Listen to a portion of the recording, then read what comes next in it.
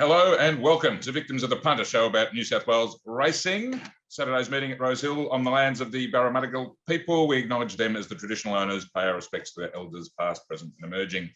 Victims is brought to you by Australian-owned and operated bookmaker ReadyBet, the winner-finding machine that is Mailbag Bloodstock, and of course Punting Form, Australia's best racing database.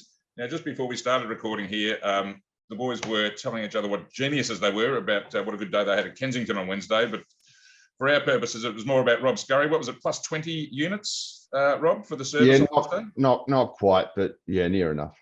It was certainly in that ballpark. You were shooting the lights out, bouncing back to your brilliant best on Wednesday. It was a tough day on Saturday. It was a tough day for most people last Saturday, I think, but just shows there's no last race and you just got to keep marching on and the rewards will follow. So head to themailbag.com.au or download the app and get Rob's Mounting Yard Mail and do yourself a big favour. Now, on last week's show, it was just myself and Mark Shean. Mark also returned to his best. He found Zapateo. Now, if you saw the toy show quality, she always travelled well, didn't she, Mark? But her last 100 in particular was outstanding. Yeah, she looked a bit more forward, I thought, than last preparation, and she was travelling beautifully in the run there, and lovely ride from Rachel King, just posied up with cover there and got into the right spot and exploded away. So she might go to another level this time in.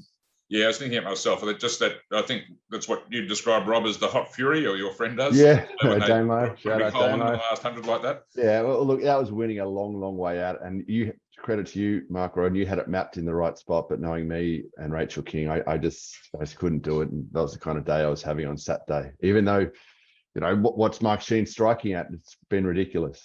His best bets. Very good with the best bets, yes, and just Rob just can't be. You've got to let these prejudices go sometimes. And I know each race on its merits, but you know, there's a lot of scarring.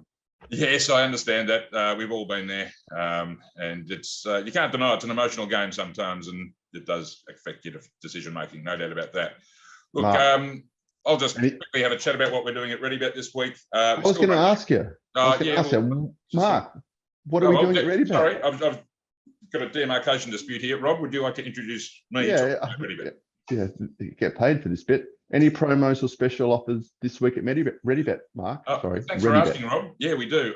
We've still got our Caulfield Melbourne Cup promotion running all the way to the end of August. We're having a different sort of promotion. This isn't sort of a refund thing this weekend. We're going to sort of promise to go top odds a couple of favourites in Melbourne and Sydney this weekend. We haven't actually identified them yet, but we'll start publicising them this afternoon, being Friday. So we're going to actually do a bit of opinion bookmaking. There's no money back or, you know, freebies or anything like that. We just put up a price. It's going to be as good or better than anyone else on a couple of fancied runners. And if you like it, back it. And if it wins, collect, that sort of thing. So that's a novel approach, isn't it? You don't see much of it. No. All right, so just another thing, we've got the US Open tennis starting next week, and we've got a special on that as well. So plenty happening. ReadyBet.com.au. Check us out. Okay, RedfernExpress BLACKBOOKERS, the segments everyone's been waiting for, the best free content you'll find in Sydney racing, presented by the Mailbag Bloodstock.com.au. This week, we've just got a small percentage in Boss Queen. She's soon to go to the races. By soon, I mean the next week or two. She's had two recent jump outs. Most recently, she was in the fastest 1,000-metre heat, finished second behind English Riviera, who ran in the Blue Diamond and was only 1.4 from the winner. This horse, Boss Queen, she won at Donald on debut. As I said, racing really soon. Nuts and bolts is 17.53 for a 2.5% share. All costs until 1st of August. Trained by Kieran Ma and David Eustace. Three trials from the week ahead. First up, a well-bred filly Schnitzel. Oh, Norzita. What a horse she was from the John O'Shea stable. Yeah, we're going to Randwick on the 19th is the first of the horses, Rob, is a filly called Orzala, as you've given the breeding already. Schnitzel out of Norzita, so she's bred in the purple. This was her fourth trial. She had two trials last time in. She had a trial on the synthetic a couple of weeks ago where she got back and came down the outside. McDonald rode her in this trial where she just sat behind the speed and then given a bit of a click up on the inside.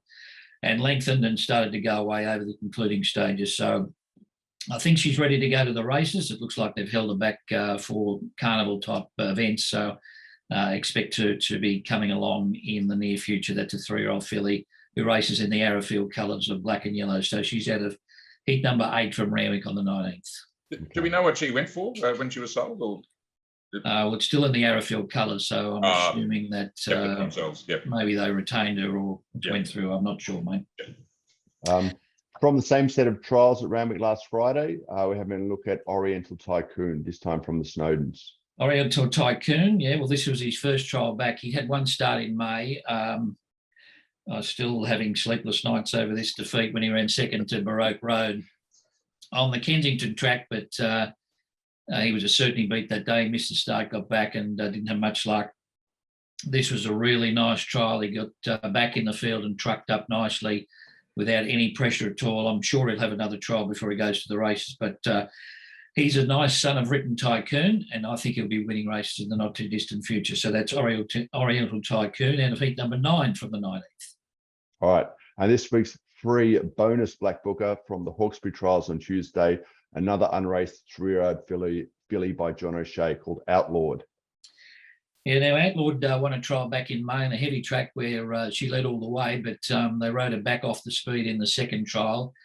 This was easily the last quickest 600, 400 and 200 metre to the session, and really liked the way it powered away over the last 100 metres when the rider gave it a little bit of a click up. So I think O'Shea's got some nice horses at the moment, and this is another one, Outlawed, in pink and black colours when you look up the replay. Thank you very much for that, Mark. Yeah, as you've probably noticed by now, just due to a couple of personnel and technical issues this week, we don't have access to the replays. They'll be back as normal next week, but it's probably the words and the names of the horses that are more important. So look those trials up. They'll be easy enough to find on the Racing New South Wales website, and make sure to black book them. Probably won't be seeing this in time. I doubt it'll be released in time, but Eagle Nest is going around this afternoon at Gosford. Mark, any thoughts on that?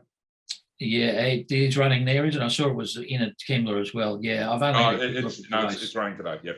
Okay, no, I haven't had a quick look at it. I thought it might run on Sunday, so it was in a couple of places, wasn't it? Well, it was scratched on Wednesday. Wednesday, yeah. But it is in today. It's second favourite behind that Seriou, the Godolphin thing that ran in at Canterbury the other week. But yeah, about 4:40 if you want to throw something on it. Black Book followers. Now we move on to our feature meeting at Rosehill on Saturday. Now, is it still a 6 this morning? It was last I looked, but surely got to be some chance of an upgrade if they miss the showers. What's going on? No, it was a 5 this morning, and the penetrometer would suggest it was probably on the better side of 5 as well. So just looking at the new wind and map thing there they've got at the ATC, so no rain at Rosehill according to that data, which looks to be very helpful at this stage. So so we might be on a track that's not too bad. Yes, that is. I would urge people to check out that new weather tool that the ATC has. It is great little graphic representation of where the wind's coming from and a lot of other information as well. So hats off to them to providing that for the punters. Right. Rails out 3 metres. It's Rosehill. We had a very, very laney track there last time 2 weeks ago in the true position. What do you think, Mark? Yeah, I think a bit off the fence. I'm tipping. I think the last 4 or 5. No, isn't it in the true position? True position. I got on mine, mate. Sorry. I was 3. I'm back in Mark Shean to be right. Sorry, it was true. It's back in the tree from. It was out last time, wasn't it? Sorry. Yeah. Apologies for that. So I think the last 5 meetings that it's been true there, the fence has been off on my data. So I think it may be slightly off on the inside. Yeah, well, as we've said before, we'd much rather that kind of pattern than a, lane one essential sort of setup. So that promises, well, suggests that it might be a fairer day's racing than we had last time at Rosehill. Let's hope so. Anyway. We don't actually have the slides for punting form this week, but I urge you to go to their website, puntingform.com.au. Best racing database available in the country at a pretty reasonable price point, to be honest, too. So do check them out.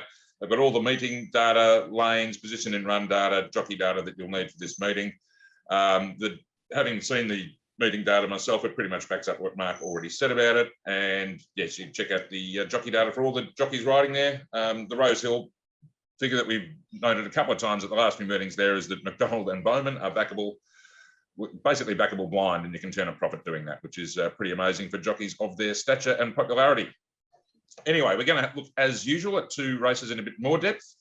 The first of them is race 5, the Schweppes handicap over 1,400 metres. I'll just quickly give you the main chances in the market from ReadyBet, and they are as follows.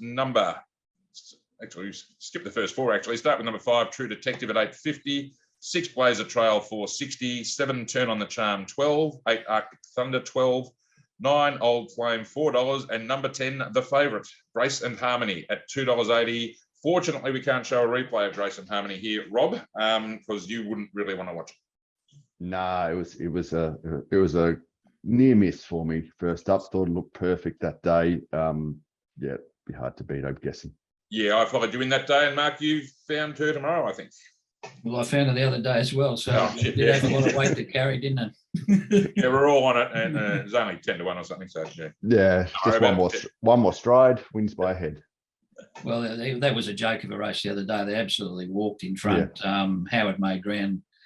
It was just mind-boggling. He waited too long to get on his bike at the top of the straight. Should have come straight to the outside and got rolling before the turn. Looks probably got in short enough now. I was hoping more for about 5-2, but she looks to win it to me. Just hoping that she can step out cleanly from an inside draw. Doesn't look to be a lot of pace in the race, which could be a question mark. Hopefully something decides to roll forward and put some speed on. Maybe the Angel of Truth will go forward. Old Flame probably won't be too far away. So I think if she gets a smother and gets a chance in the straight, she'll be very hard to beat.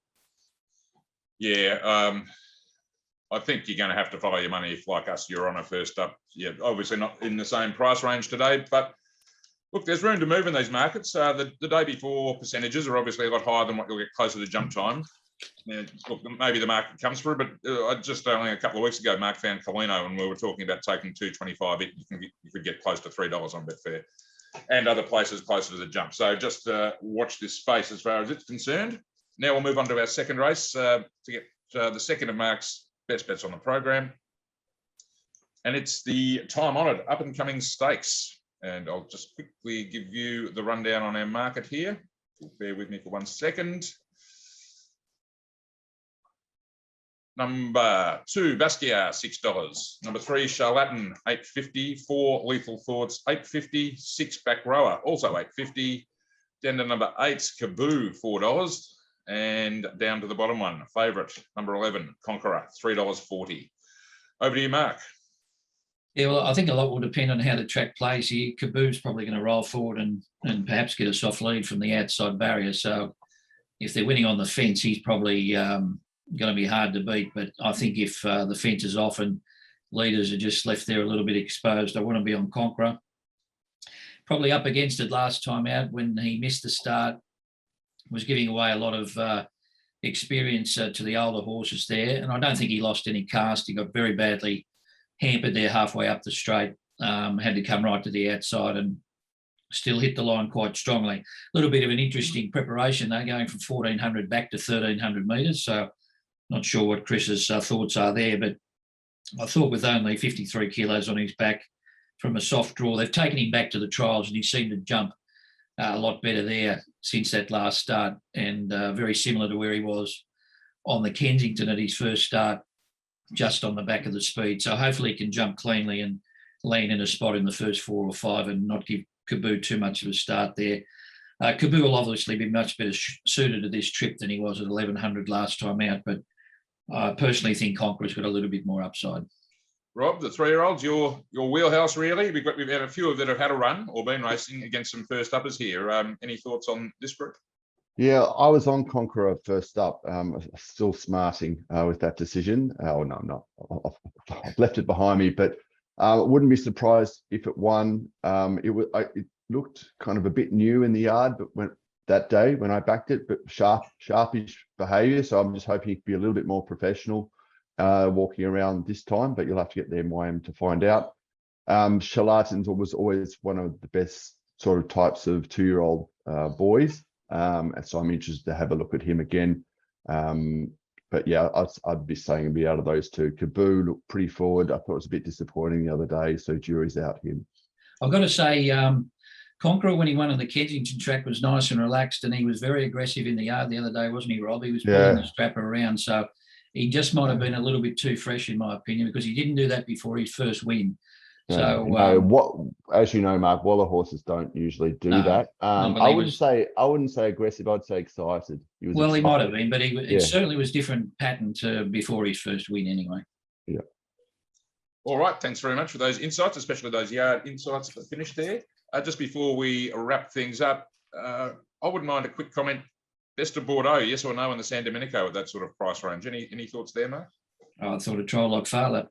Yeah, it's my knock on it, if anything, was that its brilliant win was on a very biased track, but yeah, it does look like it's going to be hard to beat in this one tomorrow. Well, the thing about him is he was a dead set Shetland pony last time in. There was nothing of him. So if he's grown at all, look, I know sometimes they don't come back from 2 to 3 year olds, but those 2 trials have been pretty good. Just when McDonald gave him a little bit of leather there at the 200 in that last trial, by crikey, didn't he go? Certainly did. So one of your black bookers, Sebenak, is in again at big odds, stays at 1100. Yeah, no, I couldn't back him at 11 the way he raced the other day. No, that might be one to put in the bin. I'm with you, Mark. I think he's a lovely, lovely looker, and just ignore the first up run. It wasn't beaten far. Had plenty of improvement to come, but yeah, I think it looks like a Golden Rose prep to me. I think we don't tear that page out of the black book just yet. We'll maybe forgive him tomorrow at an unsuitable trip. Exactly. He's just got to sneak into the Golden Rose and be right on that day, and all of a sudden he goes from $3 million colt to a $20 million colt if he wins. All right. Thank you very much for all of that. Remember, everyone, like, subscribe, hit the notification bell on YouTube down here. Follow the Mailbag on Twitter, Facebook, Instagram, and of course, follow ReadyBet on any social media account you can find. Give us some traction. That'd be nice. Just to recap, Mark's best bets were race 5, number 10, Grace and Harmony, and race 8, number 11, Conqueror. Add those to the 3 black bookers, and you've got a little bit of ammo in your punting arsenal. So all the best to everyone if having a bet this weekend. Rob, Mark, thank you very much as always. And we'll see you again next week with the back to hopefully the full version of the show. Until then, see you later.